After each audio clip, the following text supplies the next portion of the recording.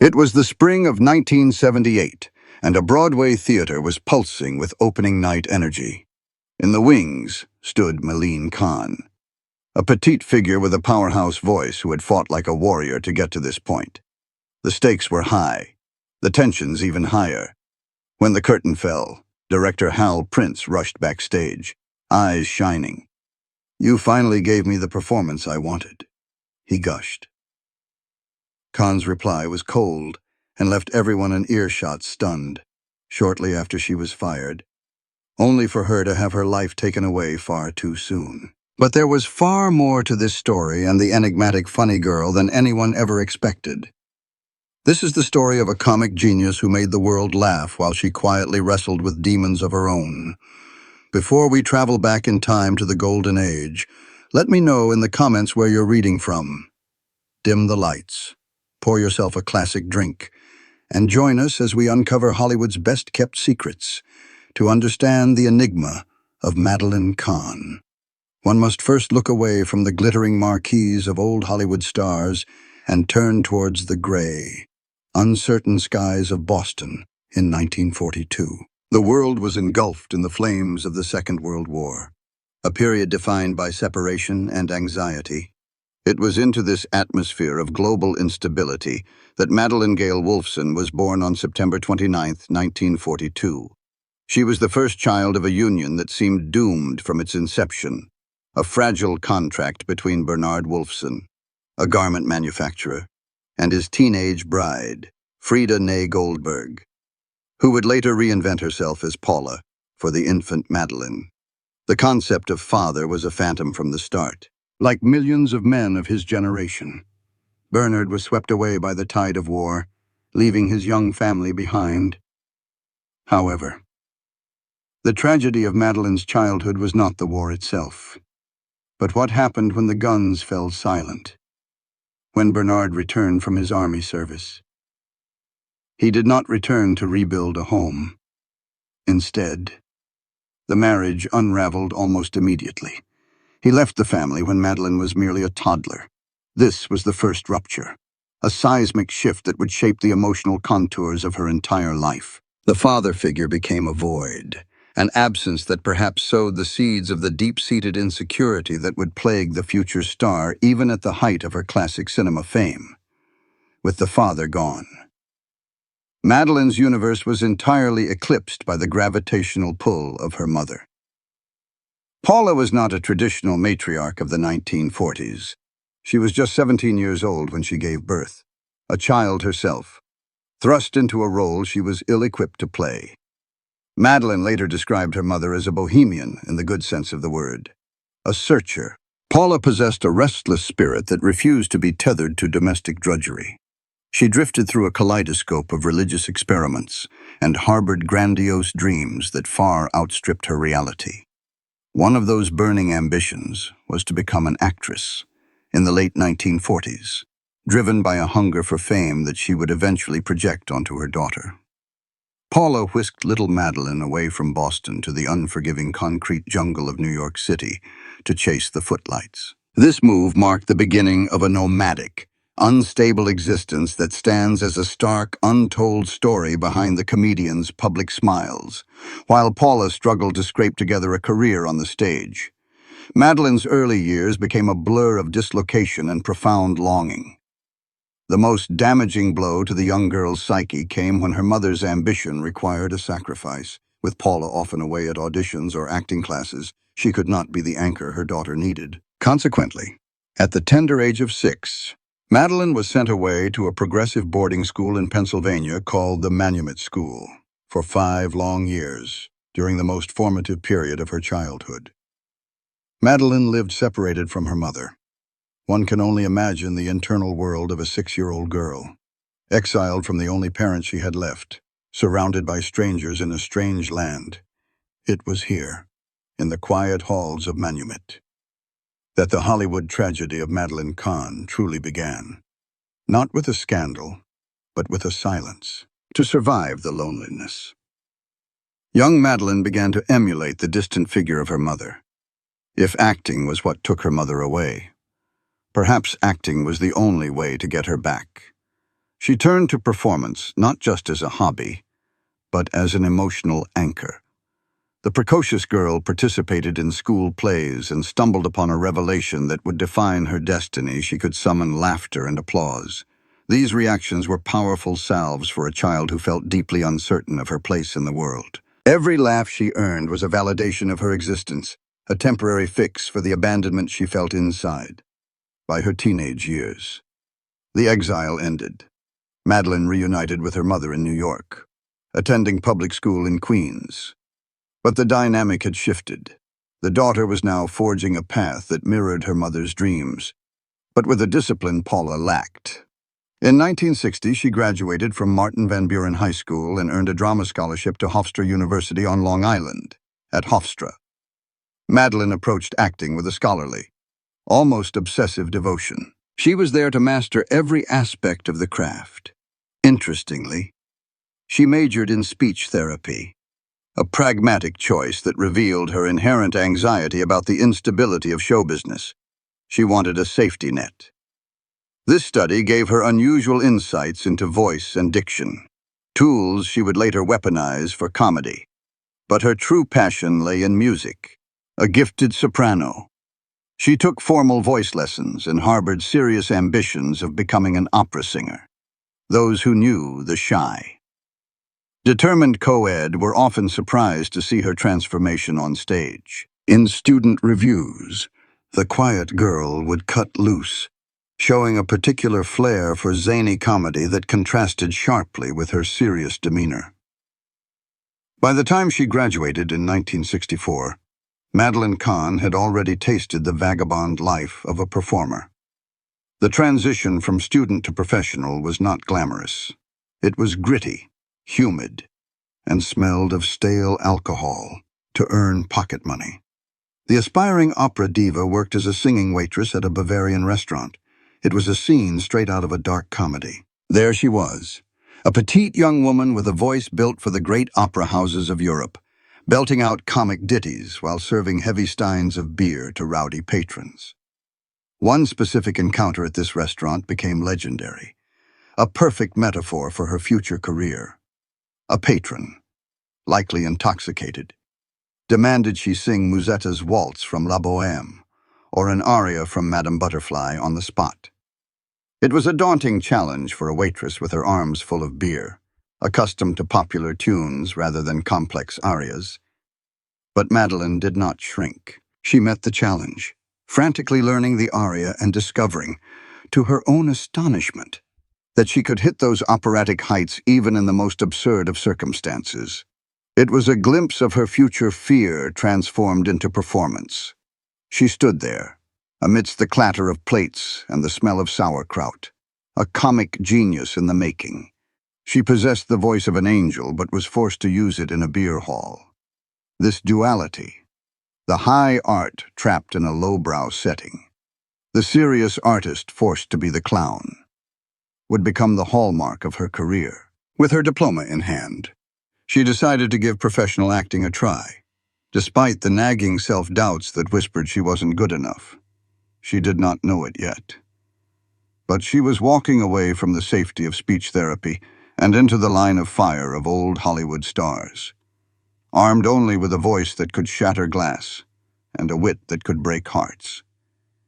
In the unforgiving narrative of old Hollywood stars, the ascent to glory is rarely a straight line. For Madeline Kahn, it was a path paved with a rejection that would have crushed a lesser spirit. The year was 1967, and the 25-year-old aspiring actress believed she had finally arrived when she landed a role in the Broadway-bound musical How Now, Dow Jones. It was a prestigious opportunity. But during the out-of-town tryouts in Boston, disaster struck. The show's producer, David Merrick, was a man notorious for his ruthlessness, and he reportedly had little patience for Kahn's method. He watched this young, intense woman approaching her comedic role with a scholarly seriousness, analyzing every beat with a cerebral depth that baffled a production team merely craving easy laughs. To Merrick, she was too intellectual, too anxious, and perhaps too heavy for the light froth of a musical comedy. in a move that was unceremoniously brutal. Madeline was fired before the show ever reached New York. She was left devastated, spiraling into a period of serious self-doubt. This rejection taught her a painful lesson in the fast and loose ethos of show business. Talent was not enough. One needed a thick skin, something the sensitive Madeline struggled to grow. Forced to regroup, she retreated to the smoky, intimate world of off-Broadway and the cabaret circuit. Here, sharing stages with rising talents like Lily Tomlin, she was free to experiment. She honed the art of the dignified lunatic, lampooning torch songs and singing Gilbert and Sullivan patter at breakneck speed for audiences that were often drunk and ready for anything. It was this unique training ground that prepared her for the moment classic cinema came calling. Her persistence paid off. After stopping the show in New Faces of 1968 with her zany Das Chicago song, Hollywood finally took notice in 1972. Director Peter Bogdanovich was casting What's Up, Doc?, a screwball comedy intended to rival the classics of the 1930s. Legend has it that when Kahn auditioned for the role of Eunice Burns, the absurdly high-strung fiancée of Ryan O'Neal's character, her reading left Bogdanovich stunned. He had found exactly what he didn't know he was looking for, a fresh comic presence who could go toe-to-toe with the madcap energy of Barbra Streisand. Madeline landed the part, making her feature film debut as a wide-eyed hysteric caught in a cascade of farcical misadventures. Movie audiences howled at this unknown actress who stole scenes from the bigger stars with surgical precision. Immediately, she established an utterly unmistakable on-screen style that made even a minor character unforgettable. Yet, behind the laughter lay the actress's perennial anxiety. On set, she privately agonized over whether her performance was too over the top, haunted by the fear that people were laughing at her rather than with her. The paradox of Madeline Kahn's rise was that she never considered herself funny. Me as myself. I don't think I'm particularly funny, she would later admit. She confessed that she couldn't even tell a joke properly and found being funny to be very hard work. This is where the genius of her persona lay. She approached comedy not as a clown, but as a tragedian trapped in a ridiculous situation. She would throw herself into a scene with fearless abandon, but always through meticulous preparation and a worry that she wasn't truly good enough. Gene Wilder, who became one of her closest collaborators, marveled at this duality, noting that on film, she could do comedy and drama all equally well and often at the same time. This singular talent caught the eye of Mel Brooks, the maestro of outrageous comedy, leading to an untold story of backstage drama involving another legend. The collaboration between Madeline Kahn and Mel Brooks is the stuff of legend, but it almost didn't happen due to a clash with Lucille Ball. In 1974, Kahn was cast in the film musical Mame, starring Ball. Ball, feeling insecure about the role, allegedly took one look at the pretty, talented young Madeline and shook her head. The last thing the Queen of Comedy needed was a young rival on set.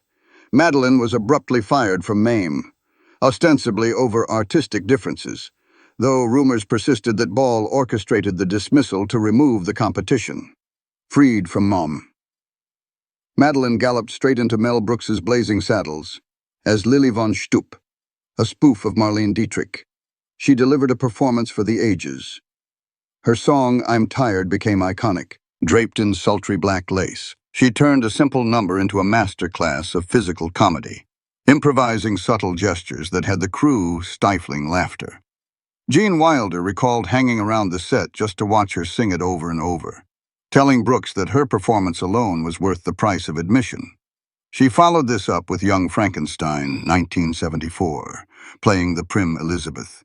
The film contains perhaps the greatest example of her improvisational brilliance, in the scene where the monster sweeps her off her feet. The script called for fear. Instead, Madeline saw an opportunity for absurdity.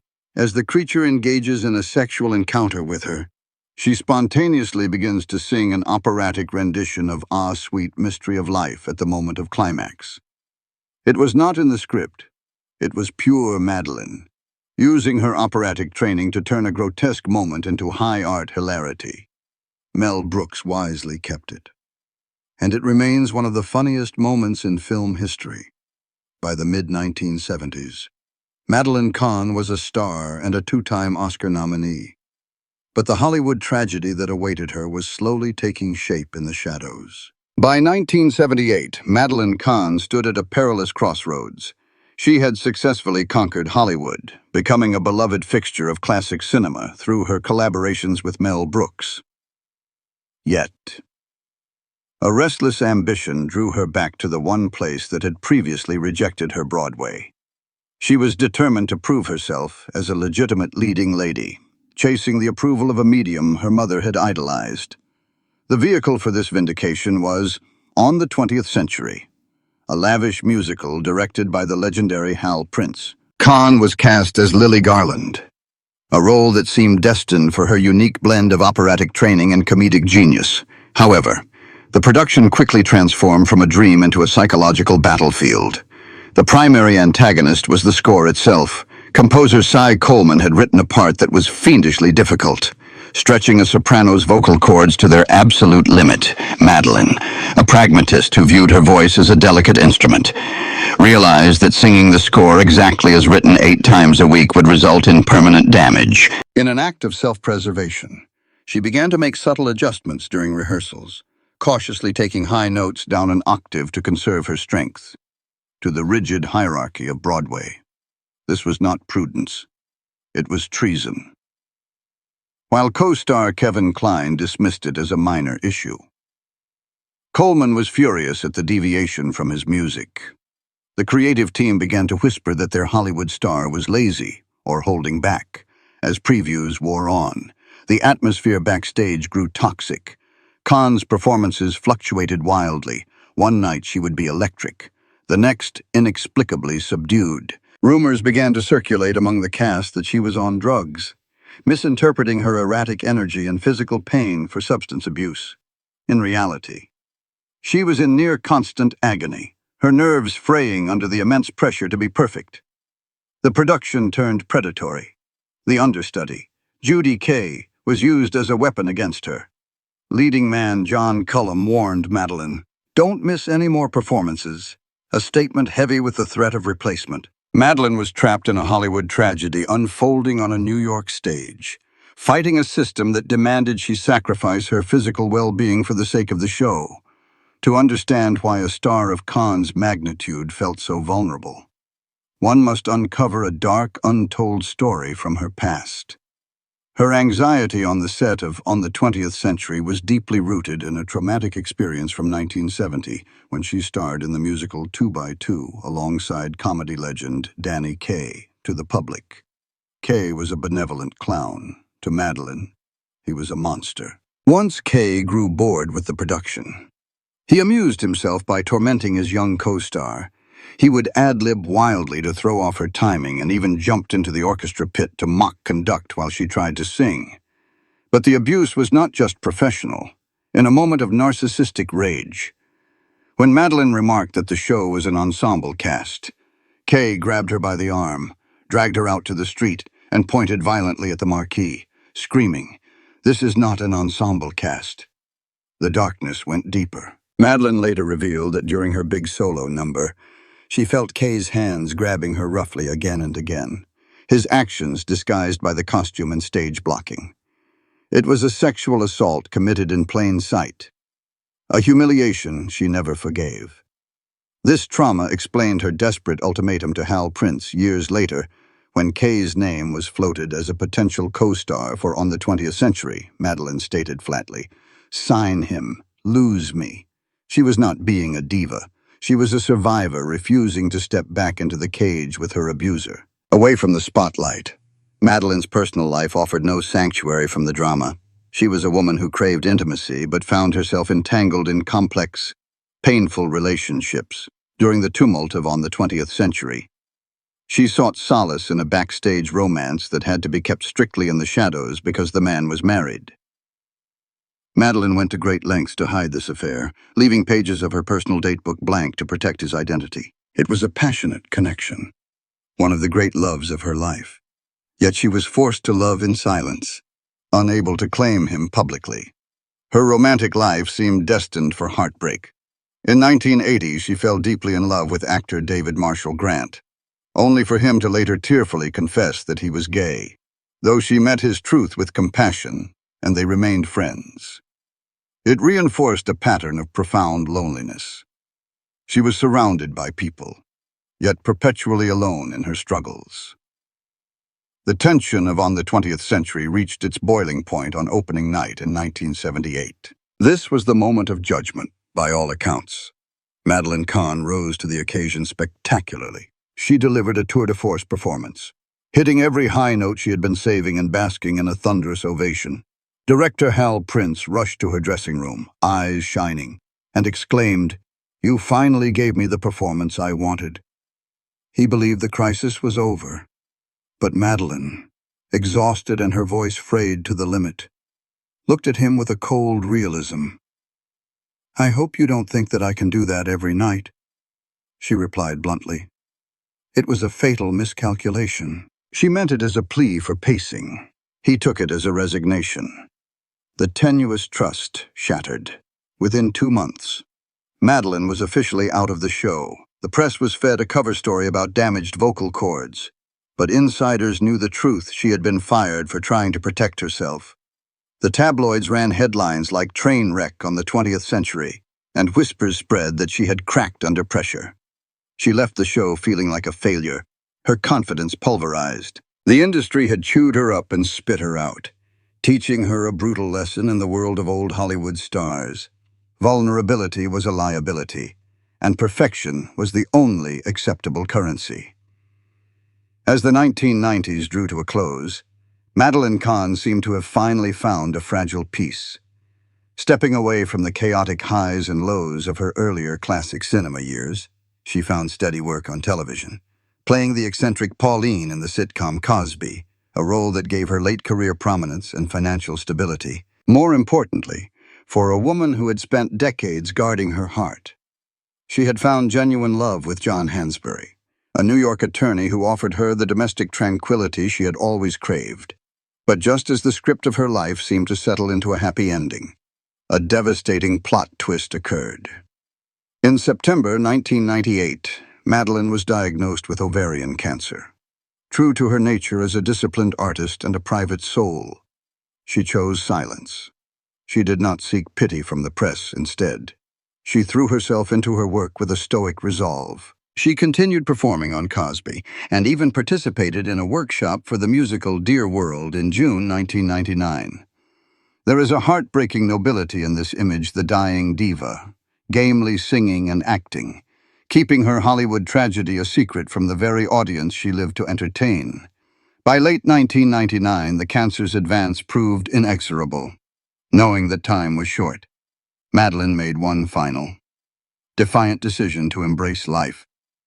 In October 1999, she married John Hansberry. It was not a lavish celebrity affair. It was a simple courthouse ceremony with no fanfare, perfectly in keeping with her down-to-earth nature. Friends described her as radiant that day, a brief flicker of joy amidst the gathering darkness. Only in November 1999 did she finally announce her illness to the public. But the curtain was falling faster than anyone expected. Fans barely had time to process the awful news before the end came. On December 3rd, 1999, just 2 months after her wedding, Madeline Kahn passed away in New York City. She was only 57 years old. She died as she had lived, quietly, with her husband by her side, far removed from the chaotic noise of the industry that had both made and broken her. Looking back at the shimmering tapestry of old Hollywood stars, Madeline Kahn stands out as a profound paradox. On the surface, she was the quintessential funny girl, a zany spirit capable of turning a simple line about flames on the side of my face into comedy gold. But deconstructing her life reveals a far more complex architecture. She was a serious, anxious artist who viewed comedy not as a playground, but as very hard work. The tragedy lies in the disconnect between the joy she gave and the struggle she endured to produce it. She was a perfectionist in an imperfect industry. The untold story of her Broadway firing encapsulates this struggle perfectly. She was punished not for failing, but for trying to survive, for attempting to protect her voice from a score that demanded too much. We, the audience, are drawn to her because she mastered the art of dignified absurdity. She allowed us to laugh at the chaos of life by embodying characters who tried desperately to maintain their poise while their worlds collapsed. In doing so, she sacrificed her own peace of mind, wrestling with insecurities that whispered she was never quite good enough. Madeline Kahn's story is also a damning indictment of the entertainment system of her era. Her Hollywood tragedy was not merely a result of bad luck. It was the product of a machine that viewed female performers as disposable commodities. The industry celebrated her vulnerability on screen but punished it in reality. Consider the harrowing experience with Kaye. Here was a young woman sexually assaulted and bullied by a powerful male mentor in plain sight, yet she had to carry that burden in silence for years. Her later reputation as difficult or erratic on Broadway was a direct result of her trying to set boundaries in a world that respected none. Broadway wanted the high notes, regardless of the physical cost to the singer. Hollywood wanted the laughs, regardless of the anxiety of the clown. In today's context, Madeline's story resonates as a precursor to the conversations we are finally having about workplace abuse and mental health. She was fighting battles for agency and safety long before there was language to support her. However, we must not remember Madeline Kahn solely as a victim of the classic cinema machine. To do so would be a disservice to her immense power. She was a trailblazer who carved out a unique space where high art and lowbrow humor coexisted in perfect harmony. As playwright Harvey Fierstein observed, she could be classy and lowbrow at the same time. We all wanted to be Madeline because she made it look so fun. She taught us that it is possible to be both fragile and ferocious. From the saloon singer in Blazing Saddles to the neurotic socialite in Clue, she left behind a gallery of women who were unforgettable because they were so deeply human. Her legacy is not defined by the roles she lost or the years cut short, but by the indelible laughter she gifted to the world. She was, in her own words, just a nice Jewish girl who happened to be in some very funny movies. But to us, she was magic. Madeline Kahn's life reminds us that behind every great punchline, there is often a quiet soul looking for a little kindness. I hope you enjoyed this deep dive into her world. Madeline is an actress you don't hear much about today, but her work in What's Up, Doc Paper Moon, and Young Frankenstein remains timeless. What is your favorite Madeline Kahn performance? Do you think Hollywood treated her fairly, or was she ahead of her time? Let me know in the comments below. If you want to uncover more stories from the shadows of Tinseltown, please like and subscribe.